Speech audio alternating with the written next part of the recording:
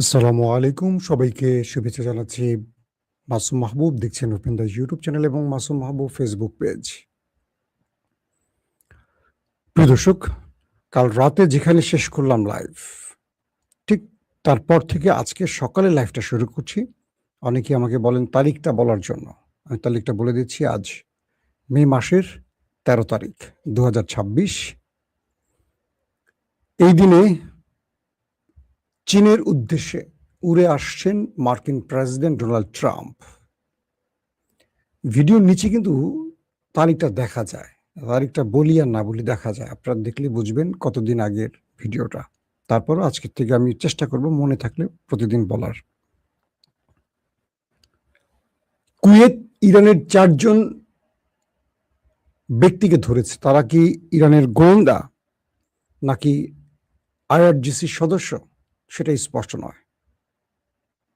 তাদেরকে কুয়েতের বিরুদ্ধে ষড়যন্ত্রের দায়ে আটক করা হয়েছে। কুয়েতের বিরুদ্ধে ইরান কি ষড়যন্ত্র করছে?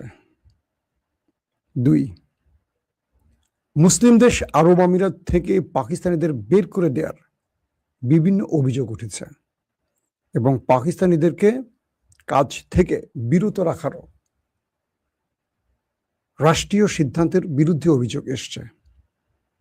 আরব আমিরাত কি চাইছে আসলে? পুরোপুরি কি ইসরায়েলের ফাঁদে পা দিয়েছে?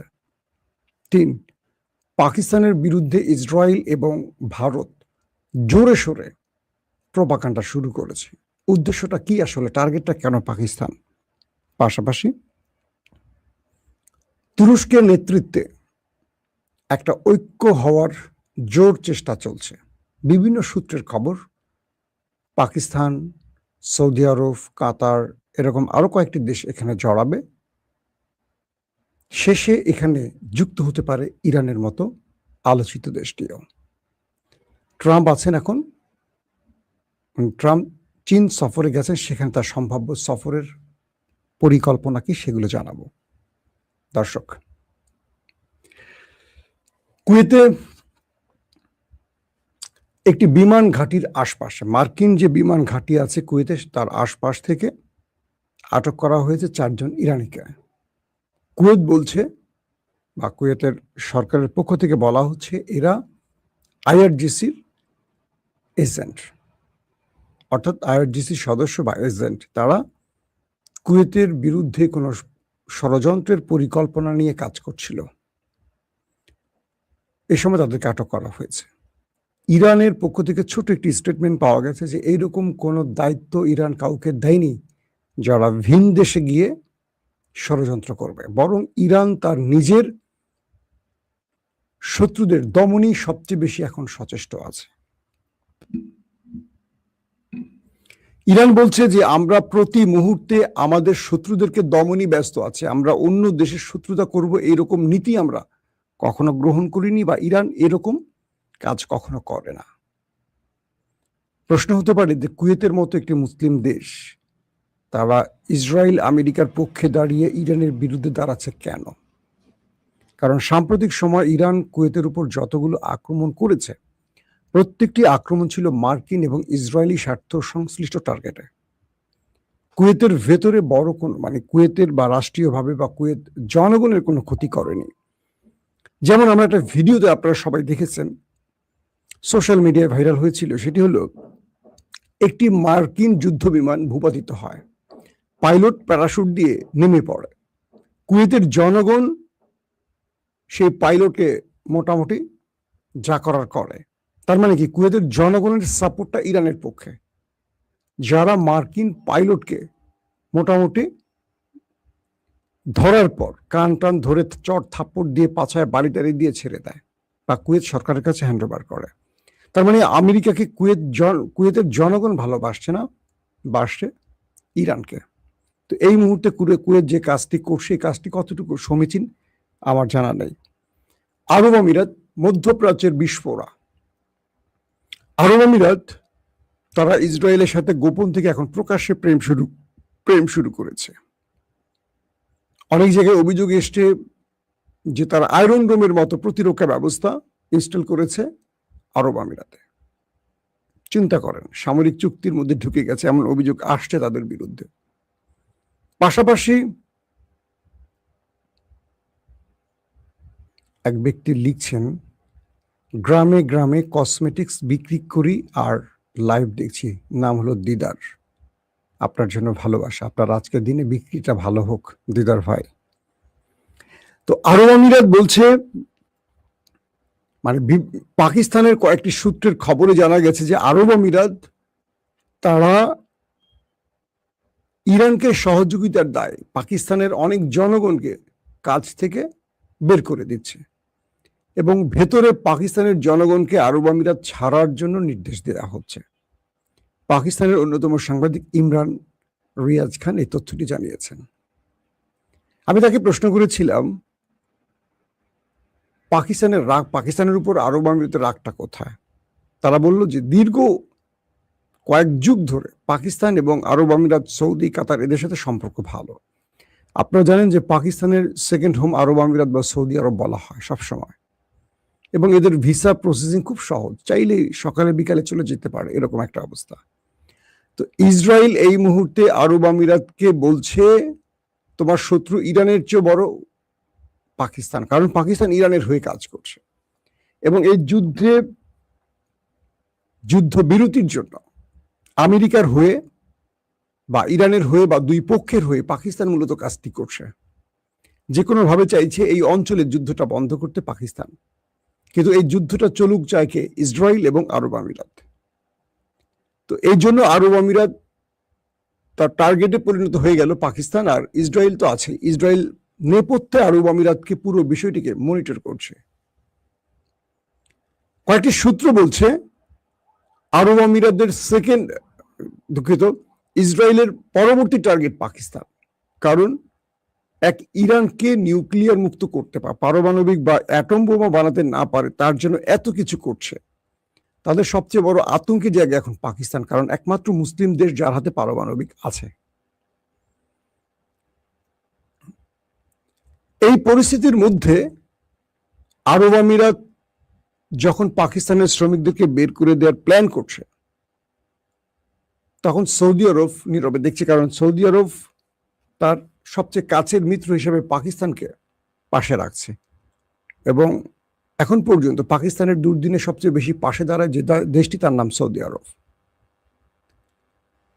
বলা হচ্ছে যে মুসলিম বিশ্বের 4টি দেশ, যারা তুরস্ক, সৌদি আরব, পাকিস্তান এবং কাতার, তারা একটা জোট করছে।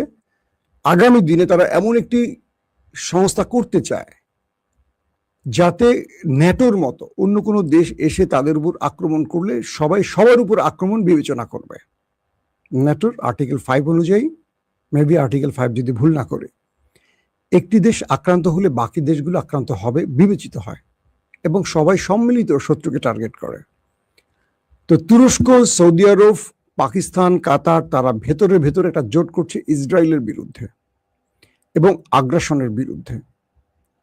কিছু সূত্র বলছে এই জোটে ইরানও নাম লেখাতে পারে এবং এই জোটে ইরান কিভাবে আসবে সেই ব্যাপারে ইরানের সাথে সৌদি আরবের আলোচনাও চলছে। আপনারা ইতিমধ্যে জেনে গেছেন যে আমেরিকা যখন সেকেন্ড টাইম আক্রমণ করতে এসেছিল যুদ্ধবিরতির পর, এক রাতে রহস্যজনক মুভমেন্ট হয়েছে, আমি বলেছিলাম আপনাদের লাইভে। সেই রাতে আমেরিকা আক্রমণ করতে পারেনি সৌদি আরবের কারণে, কারণ সৌদি আরব আক্রমণ করতে দেয়নি ইরানের উপরে। এরপর সৌদির উপর ইসরায়েল, আরব আমিরাত এবং আমেরিকা ক্ষেপে আছে। এই পরিস্থিতির মধ্যে সৌদি আরব, ইরান ভেতরে ভেতরে পাকিস্তানের মাধ্যমে বেশ আলোচনা চালিয়ে যাচ্ছে। পাকিস্তান দুই পক্ষের মধ্যে সমন্বয় করে বার্তাগুলো আদান প্রদান করছে এবং পাকিস্তানের পররাষ্ট্রমন্ত্রী, ইরানের পররাষ্ট্রমন্ত্রীর মধ্যে একাধিকবার টেলিফোন কথা হয়েছে এবং প্রিন্স ফয়সালের ছেলে ফারহান, তিনিও আজকে দুর্দান্ত স্টেটমেন্ট দিয়েছেন পাকিস্তানের পক্ষে এবং তার স্টেটমেন্টটা ইসরায়েলের বিরুদ্ধে গেছে এবং ঐক্যের পক্ষে গেছে। গত দুদিন আগে ফয়সালের ছেলে ছাড়াও তুর্ক এবং আরেকজন আছেন কাতারের শেখ হামাদ, তারাও ইসরায়েলের বিরুদ্ধে স্টেটমেন্ট দিয়েছে। তার মানে আরবের ভেতর থেকে এখন আস্তে আস্তে রাজ পরিবার থেকে এই বিষয়গুলো উঠে আসছে। এতে করে মনে হচ্ছে যে ইরান আস্তে আস্তে তার বিশ্বের মানে মুসলিম বিশ্বকে পাশে পেতে পারে। তুরস্ক একটি বিষয় জানে, তুরস্কের সাথে ইরানের একটা দ্বৈরথ আছে, সীমান্ত শুধু নয়, তাদের মধ্যে কুর্দি ইস্যুতে আরো কয়েকটি ইস্যুতে বিরোধ আছে।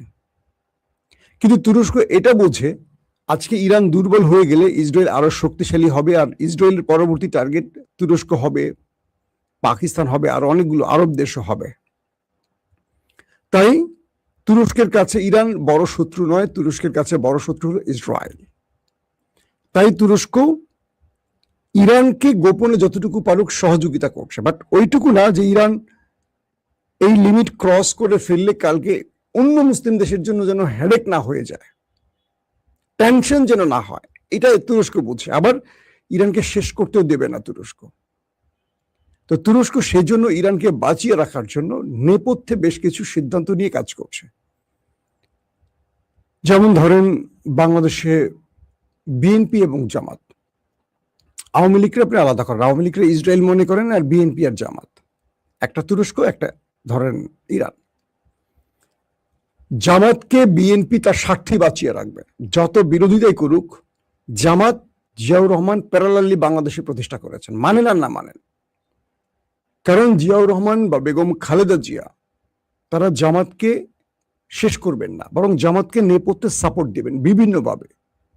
আপনারা প্রকাশ্যে যত বট বাহিনী বলেন, গুপ্ত বলেন, মারামারি কাটাকাটি করেন না কেন, জামাত এবং বিএনপির শেকড় একটা জায়গায় এক হয়ে আছে, এটা প্রকাশ্যে দেখবেন না। তো বিষয়টা এটা নিয়ে অন্যদিন কথা বলবো, বাংলাদেশের ইস্যু না যেহেতু। তো বলা হচ্ছে যে তুরস্ক ইরান তারা যত বিরোধ থাকুক, প্রকাশ্যে যাই বলুক, একে অপরকে শেষ করতে দেবে না। কারণ কাতার ইস্যুতে দেখেন তুরস্ক এবং ইরান একজোট, ফিলিস্তিন ইস্যুতে কাতার কি বলে তুরস্ক এবং ইরান একজোট।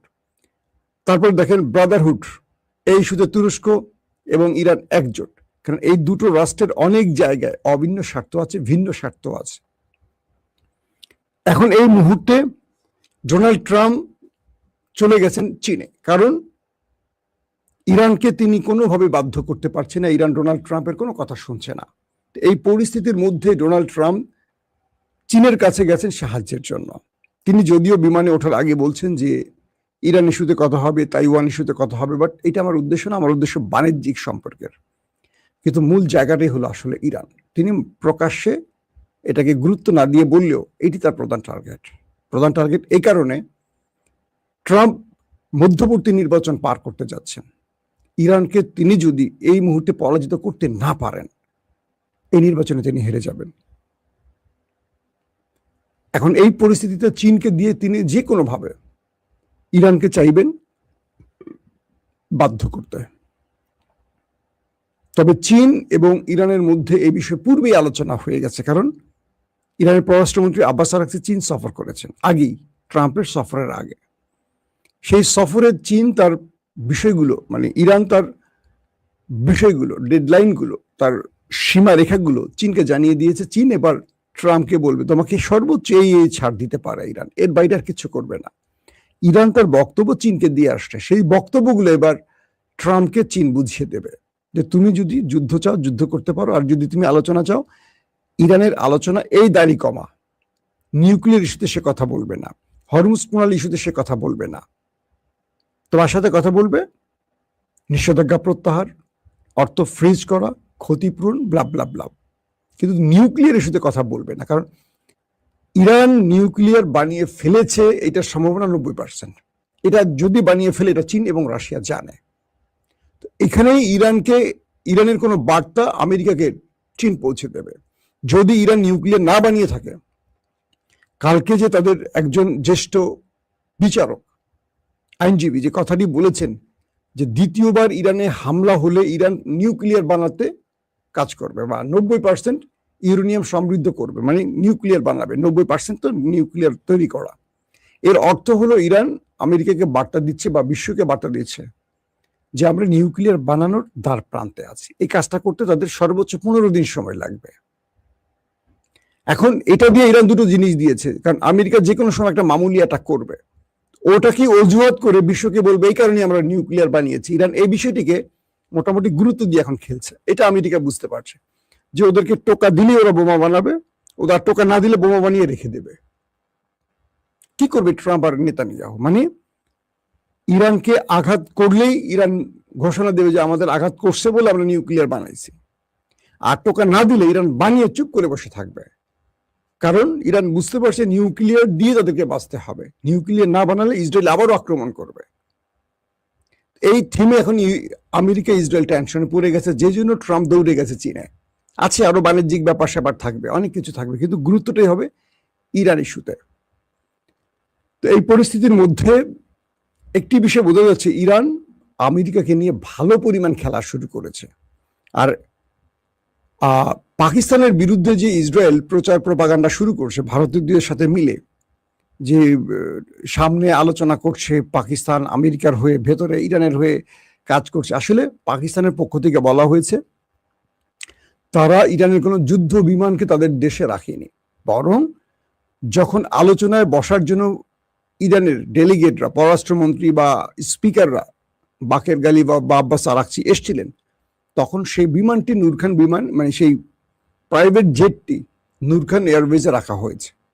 কিন্তু ইসরায়েল এবং ভারত যে প্রচার চালাচ্ছে পাকিস্তানের বিরুদ্ধে, এটা হলো তাদের ষড়যন্ত্রের অংশ। কে বলছে? পাকিস্তান বলছে যে ইরানের পর পাকিস্তানকে টার্গেট করার জন্য নেতানিয়াহু এবং নরেন্দ্র মোদীর দেশ পরিকল্পিতভাবে পাকিস্তানের বিরুদ্ধে প্রচার প্রপাগান্ডা শুরু করেছে। পাকিস্তান এমন কাজ করে।